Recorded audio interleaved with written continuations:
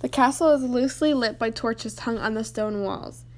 The king's quarters are at the top of the castle, at the end of a long hallway. Outside the king's sleeping quarters, Lady Macbeth and Macbeth talk to the two guards. The guards look tired/annoyed. Lady Macbeth says, "I figured you guys could use a drink after working all day." One of the guards says, "We're not thirsty." Lady Macbeth says, "It's only water. We figured you might want something refreshing." Guard 2 says, "Fine, we'll drink it. Thank you." Lady Macbeth hands them each a cup as Macbeth watches nervously. They drink from the cups as Lady Macbeth and Macbeth leave. They wait in the staircase for the guards to fall asleep. As soon as they are asleep, they go into the king's room. He lays alone, asleep in the bed.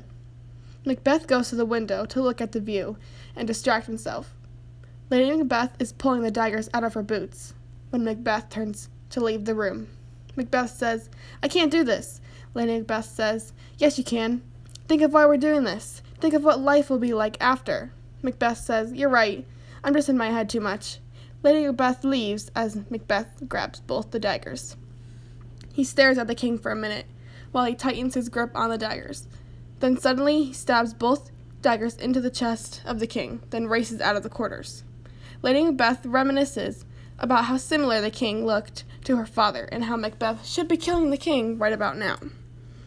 She can hear Macbeth calling her name from far away and worries about others hearing. He comes running in with daggers in each hand, covered in blood. Lady Macbeth says, "How could you be so foolish?" Macbeth says, I don't know." Lady Macbeth grabs the daggers and brings them back to the king's room. As she's leaving, she can hear one of the guards saying his prayers before falling back asleep. She hears a distant knocking. Before they can clean their hands of the sin they just committed, Lady Macbeth tells Macbeth to simply just wash his hands using water, but he says not even all the water in the ocean can clean his hands.